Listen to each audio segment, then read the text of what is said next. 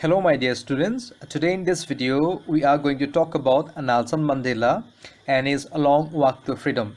This is your second chapter in your syllabus and this is written by Nelson Rolihlahla Mandela. So concentrate on the name, a full name to Morakiba exam especially the middle name, okay? The full name is Nelson Rolihlahla Mandela. Very important for examination. Now let us talk about Nelson Mandela, who he was and why in the chapter he is very important. Asile mane tekete black community pura belong kora ejon manu asile. He was born on 18 July 1918 in a village in South Africa. Teket South Africa te jonmogrohon korisile. And what was so special about him is that he fought against the apartheid regime. Yata ami word pam jitu naam ase apartheid. So apartheid mane hol eta policy. Okay, it was a political policy. Ami agole gom pai goi thakim. Then we have about him that we must know that he fought against the apartheid regime and the apartheid political policy in South Africa. And it was based on racism. Apartheid policy to ki korisile racism to promote korisile. Kola manukinik discriminate korisile. He boga manukini white community manukini ba British government situ he somot asile they were discriminating all the black people, especially the black community people.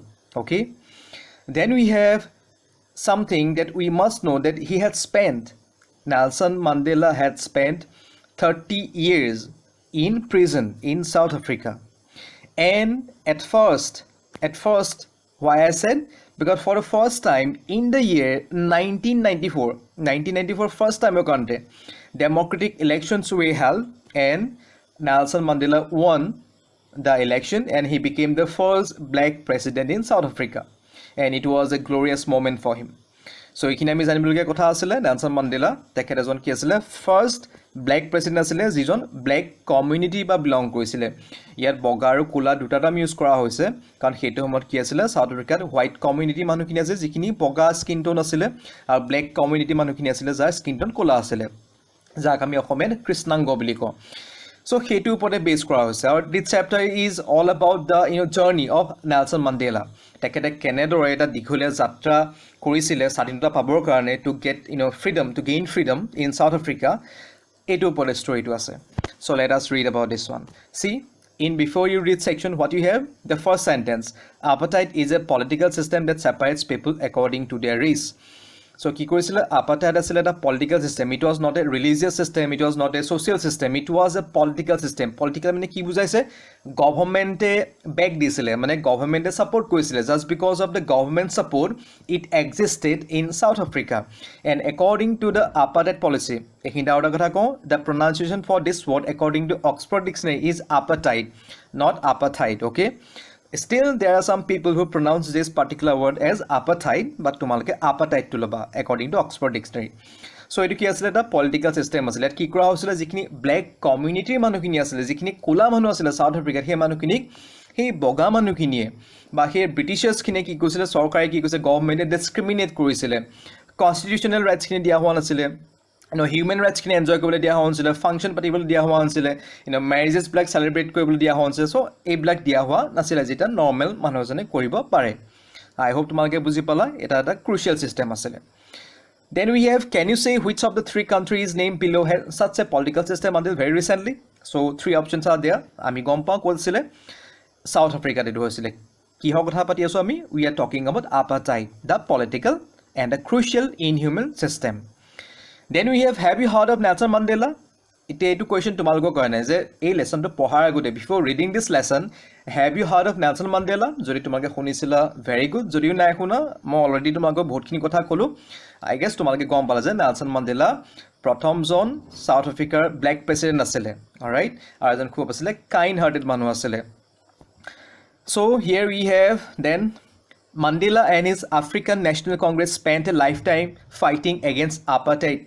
Mandela had to spend 30 years in prison. Ki koisile Mandela and his African National Congress mane amar janeke okomer BJP Congress ba AJP party bilak ase, political party bilak ase. The same way Africa to mane South Africa to eta samoyot ki asile etia ase he samoyot asile eta political party tar naam to asile African National Congress.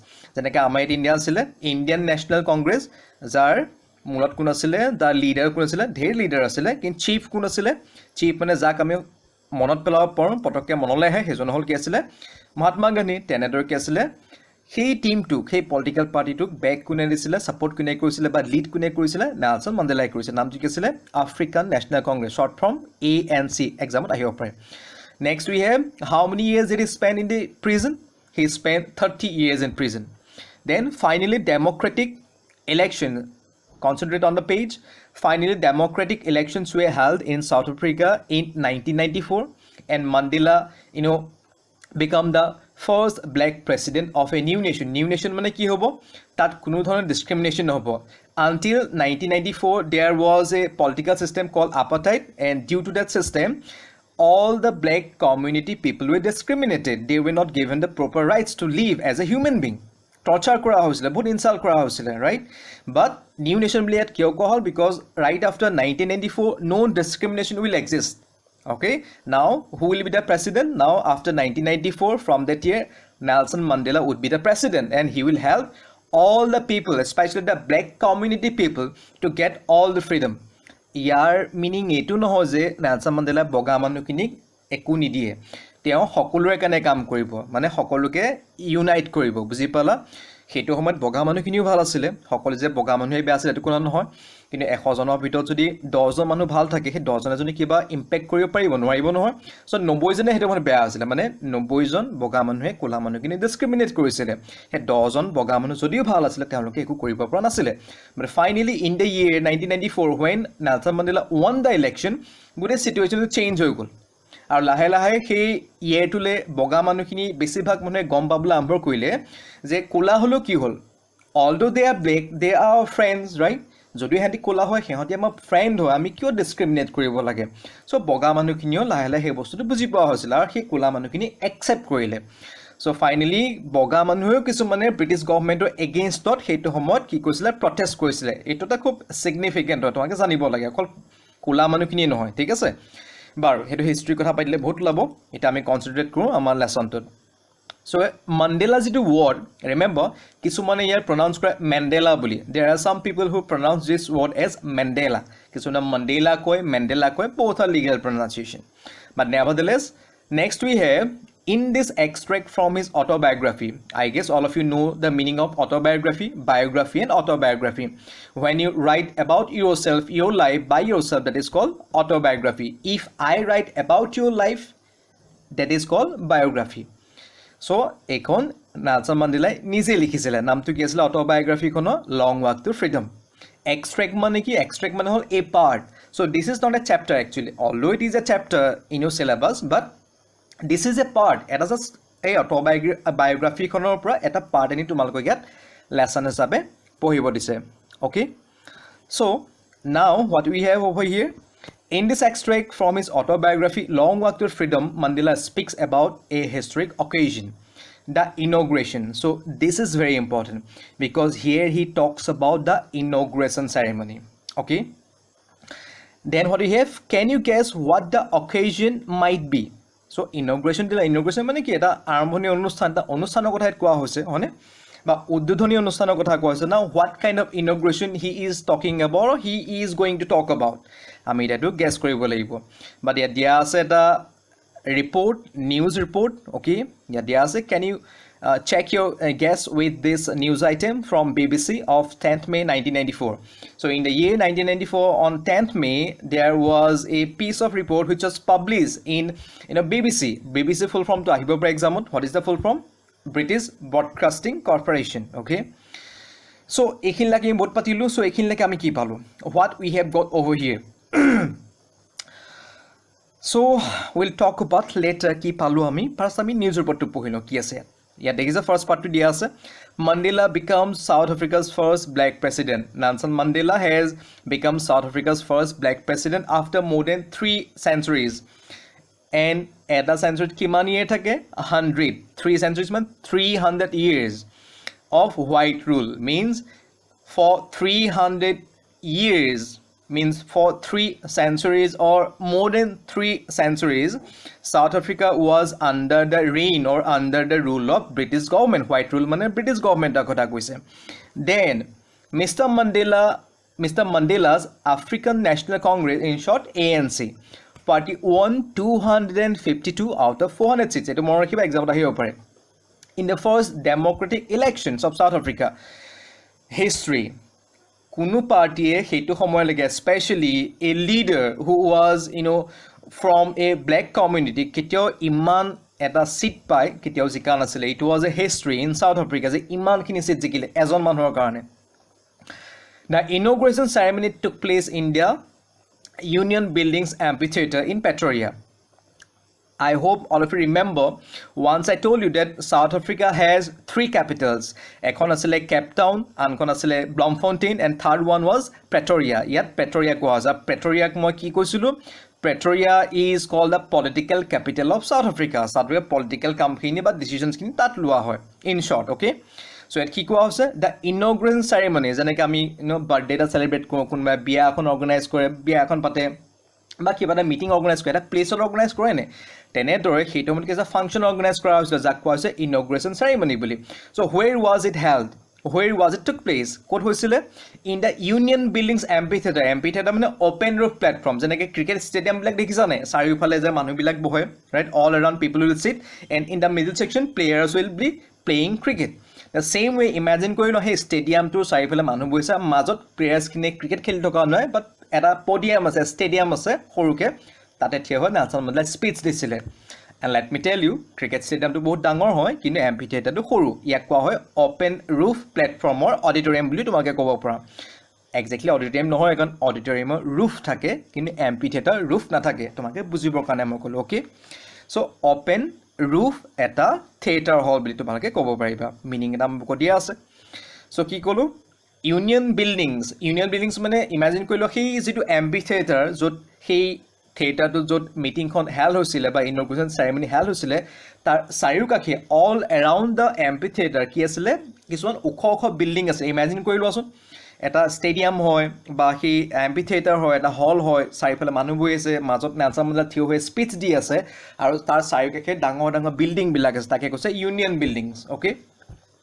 In Pretoria, attended by politicians, dignitaries মানে সন্মানীয় ব্যক্তিসকল, এজন ক্ৰিকেটাৰো হ'ব পাৰে, এজন ৰাইটাৰো হ'ব পাৰে, okay? বিজনেছমেনো হ'ব পাৰে, famous person, honorable person, okay? Attended by politicians and dignitaries from more than 140 countries around the world.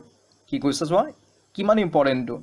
For the first time it was happening in South Africa that more than 140 countries mane honorable people, politicians, dignitaries from more than 140 countries attended South Africa.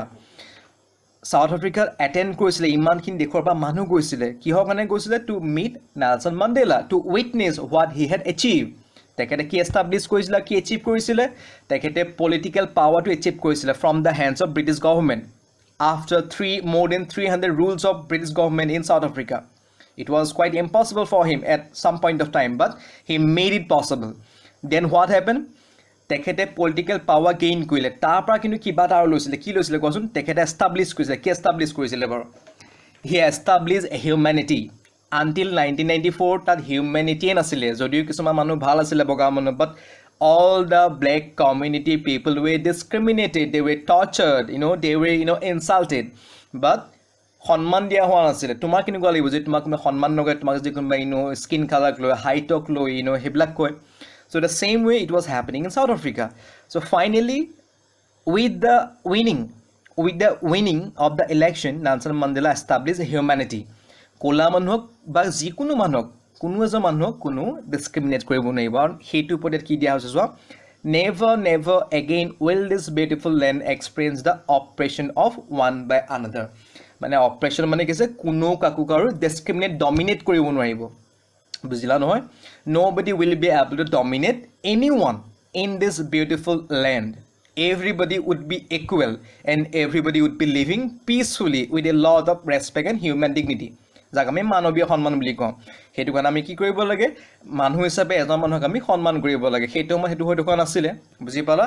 অকল caste, religion সেইবিলাক লগত নহয়, আমি এজন মানুহক মানুহ হিচাপে আমি ৰেছপেক্ট কৰিব লাগে, মানুহ হিচাপে আমি চাব লাগে.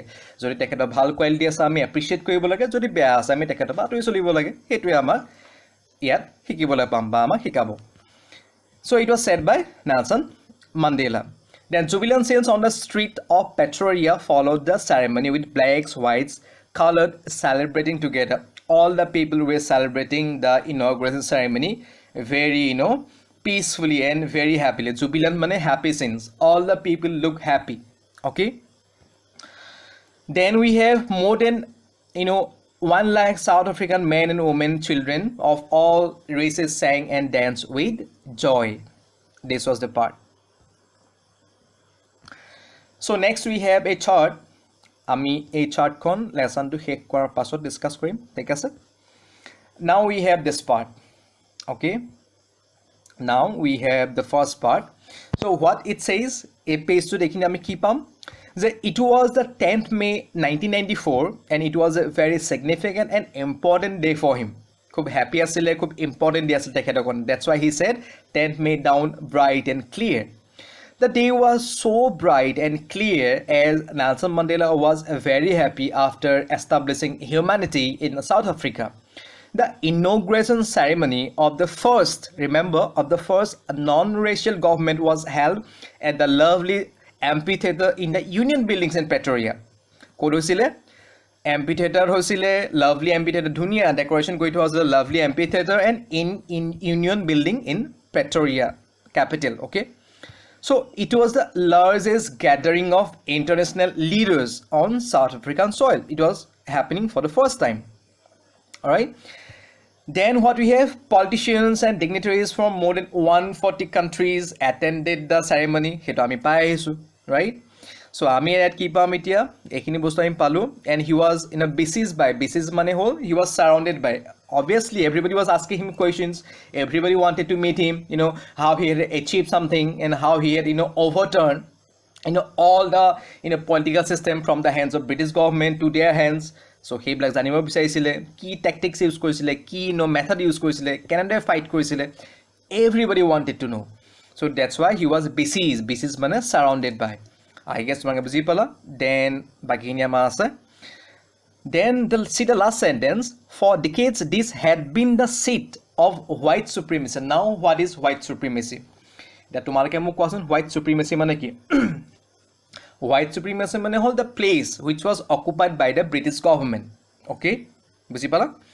And now it was the site of rainbow gathering of different colors and nations of installation for the installation of South Africa's first democratic and non-racial government. So ki asile rainbow gathering boli koa hoise because all the people belonging to different communities, white, black and other communities, all the people were sitting before him, before Nelson Mandela, peacefully, unitedly. All right, they were united at that time. They were not differentiated, they were not different. একেলগ হৈ বহি আছিলে যেনেকৈ ৰামধেনুৰ 7টা ৰং থাকে নে 7 colors we have in a rainbow. ৰেইনব'খন এটাকে ধৰো আমি 7 বুলি কওঁ নেকি নকওঁ নহয় যেনেদৰে 7টা কালাৰ লগ লগাই এখন ৰেইনবো মেড হয় the same way all the people all together creating one nation which stand for equality, human dignity and all those aspects, good aspects. হেতু কোনে কি কৈছে ৰেইনবো বুলি কনসিডাৰ কৰিছে কাক কৰিছে Nelson Mandela nijor dekhor manukinik rainbow gathering boli koise. It was like a rainbow because all the people were happy. And then we have the first democratic mane ki jenenge amar India ko hoy the largest democracy in the world. Ami proud koribo lage ki kolu the largest democracy in the world. Amar dekhon largest democracy boli koa hoy kion kyo ami ejon manuk choose koribo pao. We can vote for a person. If we do not vote, he won't be able to run the government. Ami choose koru. So South Africa for the first time manuhe choose koisile all the black, white, all the people chose Nelson Mandela to be the president and he was the first black president. Non-racial government, he government khone boga kola kaku discriminate nokore first thing tomake janibo lagibo etu and লগতে কি কৈছে non racial government মানে সবকে equal rights দিব অকল কোলাখিনিকে যে rights দিব বগাখিনি নিদিব তেনেকুৱা নহয় আগতে যেনেকৈ বগা ব্ৰিটিছ গভৰ্নমেণ্টে কোলাখিনি টৰ্চাৰ কৰিছিলে এটা নেলছন মেণ্ডেলা কোলাৰ প্ৰেছিডেণ্ট কাৰণে বগা মানুহখিনি টৰ্চাৰ কৰিব তেনেকুৱা নাছিলে অলৰেডি কৈ আহিলোঁ he establish humanity not only for the black community people but for all the people বুজি পালা Then you have on that lovely autumn day, I was accompanied by daughter Jinani. It is important hoy. Morakiba Jinani namto morakiba spelling with spelling. Keep writing. Keep practicing this one, okay? On the podium. Podium mane hol raising platform. The whole stadium dhori stage type. Stadium no actually. Stage type. Bro, jo people mane speech diye, okay? So on the podium, Mr. De Klerk was first sworn in as the deputy president. He was the as second deputy president. So first of all, Mr. De Klerk was sworn in as second deputy president. It was just political, place hoy. Then Thabo Mbeki. Ekda spelling monar kiba khub practice koriba likha. Keep practicing, okay? Jodi nilikha agot pohi thaka bhul hoboi hobo kintu. You will have to write practicing all these words. Jibilak mon koi goi ase. Jenani practice koriba. Then we have podium. Then the two names, Mr. De Klerk, okay?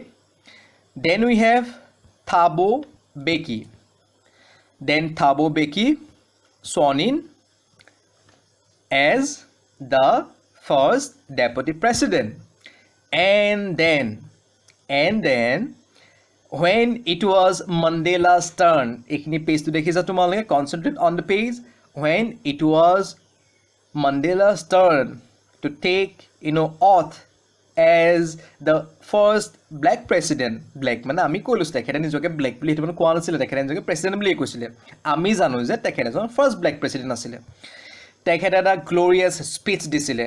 কি কৈছিল সোয়া যে when it was my turn I pledge মানে promise কৰা, I promise to obey and uphold মানে protect কৰা। কি কলু pledge মানে promise, uphold মানে protect। I promise to obey and protect the Constitution and to devote myself to the well-being of the Republic and its people. Ki kusile, he said that I promise to all of you that I will protect the Constitution of our country and I will protect all your rights. I'll sacrifice myself. Although he had already spent 30 years in prison, still he has the courage. He has the good heart that he was telling people that still I have already spent 30 years. Still I am sacrificing my life for you, for the well-being of the people of South African Republic. Then he said, to the assembled guests and the watching world, I said, today all of us do by our presence here confer glory and hope to a newborn liberty. তেখেতে কি কৈছে? তেখেতে কৈছিল যে আমি মানে মই Nelson Mandela and my political team আপোনালোকক কি দিছো মানে the common people of South Africa কি দিছিলে? গ্লোৰি দিছিলে, সন্মান দিছিলে, হোপ দিছিলে, নতুন আশা দিছিলে, আৰু কি দিছিলে? to a newborn liberty মানে আজিৰ পৰা আপোনালোকে ড্রিম দেখক, গোটেইখিনি বস্তু ভাল হ'ব। এতিয়া আপোনাক সন্মান দিম, আপোনাক কোনো ডিসরেসপেক্ট নকৰে, আপোনাকে rightfully lawfully you will be happy forever, আৰু আপোনালোকে গোটেইখিনি ভালকৈ কাম কৰিব পাৰিব। And he said out of the important part, concentrate, out of the experience of an extraordinary human disaster. And কি কৈছে? extraordinary human disaster বুলি কৈছে। এটা disaster মানে কি বুঝো, যেনেকৈ ফ্লাড হওক, আৰ্থকুইক হওক, সুনামি হওক, তাক আমি ন্যাচাৰাল ডিজাষ্টাৰ বুলো নে বা আমি কওঁ। So those are called natural disaster, right? ইয়াত হিউমেন ডিজাষ্টাৰ মানে কি? হিউমেন ডিজাষ্টাৰ মানে হ'ল যেতিয়া হিউম্যানিটি লষ্ট হৈ যায়, বুজি পালা? হিউম্যানিটি লষ্ট হৈ যায় মানে ইয়াত কি কৰা হৈছিলে, সি যিখিনি ব্লেক কমিউনিটি মানুহ আছিলে, all the people belonging to the black community, they were tortured, they were discriminated, they were not given the constitutional rights, they were not allowed to live properly, they were not respected, they were not welcomed by the white people, especially the government. So সেইটো কাৰণে কোৱা হৈছিলে extraordinary human disaster. যদি অসমতে থাকি অসমীয়া মানুহখিনিকে যদি তোমাকে যদি অসমীয়া কেলে গৈছা বুলি গালি দিয়ে, তোমাক যদি বাৰ্থডে পাতিবলৈ নিদিয়ে, তোমাক যে ফাংচন সেলিব্ৰেট কৰিব নিয়ে, তোমাক কেনেকুৱা লাগিব?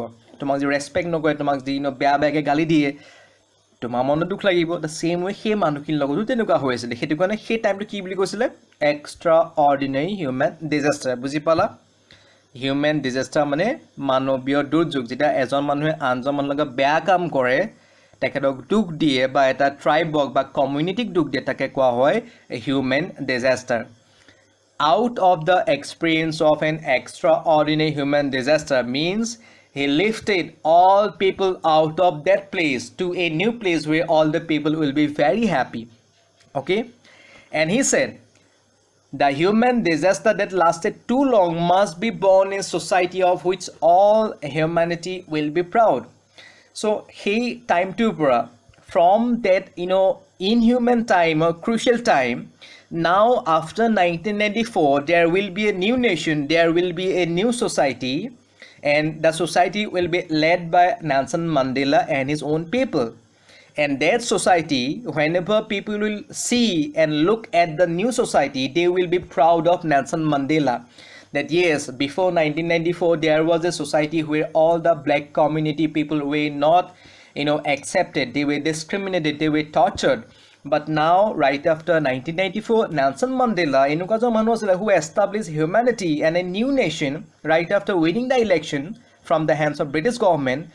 এনেকুৱাখন society establish কৰিলে South Africa for the first time in the history, যে গোটেই মানুহখিনি এটা proud feel কৰিব, ইণ্ডিয়া মানুহখিনিও যেতিয়া South Africa কথা পঢ়িব proud feel কৰিব, আমেৰিকা মানুহে proud feel কৰিব, ব্ৰাজিলৰ মানুহে proud feel কৰিব, বুজি পালা? Because at the time all the people were getting news from South Africa. That's why all the people from more than 140 countries attended South Africa to to pay their respect before the inauguration ceremony. Then we have a speech. This is very important. So what we have in the speech? So we have Mandela spoke how for decades, কিমান বছৰ ধৰি Mandela spoke. Concentrate কৰিবা ইয়াত কি কথাখিনি কৈছো. Mandela এই স্পিচটো তোমাকে ভালদৰে পঢ়িবা, ইয়াত যিখিনি ইম্পৰ্টেণ্ট কথা আছে মই তোমাক টু দি পইণ্টত কৈ দিছো, ওকে? আদাৰৱাইজ ভিডিঅ'টো লং হৈ যাব. So Mandela spoke how for decades South Africa was the seat of white supremacy. For many decades, for many centuries, South Africa's political power was possessed by, and the South African political environment was controlled by the British government. Ami janu. Now the presence of all people confer glory and hope to a newborn liberty. Now এখন নতুন society establishment হল য'ত humanity থাকিব, human dignity থাকিব. মানুহ হিচাপে যে এজন মানুহক আমি সন্মান কৰোঁ তাকে কোৱা হয় human dignity. যেটা আমি কাষ্টটো মেটাৰ নকৰে, যেটা ৰিলিজন মেটাৰ নকৰে, how she looks মেটাৰ নকৰে, যেটা অকল ভালবিলাকে মেটাৰ কৰে, সেইটোকে কোৱা হয় human dignity. The blacks who were considered as outlaws মানে criminals. কিছুদিনৰ আগলৈকে 1994 until 1994 all the black people were considered to be criminals. Now the blacks who were considered as outlaws means criminals not so long ago were hosting the nations of the world on their soil. For the first time যিখিনি মানুহকে কি কৈছিলে, যিখিনি মানুহকে criminal বুলি consider কৰিছিলে, তাৰে সেই মানুহখিনি মাজৰ পৰা এজন মানুহ আহিলে যাৰ নামটো আছিল Nelson Mandela, and now he is taking oath as the first black president. আৰু সেই মানুহজনে কি কৈ আছিলে, সেই মানুহজনে বাকিখিনি মানুহক কনফিডেন্স দি আছিলে যে এতিয়া আৰু বেয়া নহয়, বুজি পালা? আৰু সেই মানুহজনে দেখি সবে ভাবিছিলে যাক আমি ক্ৰিমিনেল বুলি ভাবিছিলে, ব্ৰিটিছ গভৰ্ণমেণ্টৰ মানুহখিনি ভাবি আছিলে এই মানুহজনক আমি ক্ৰিমিনেল বুলি ভাবিছিলে, সেই মানুহজনে ইলেকশ্যন জিকি গ'লে, সেইজন মানুহক এতিয়া আমি এতিয়া ৰেচপেক্ট কৰিব লাগিব. No options were there. So now we have, after this one, there ekini compare tomalke.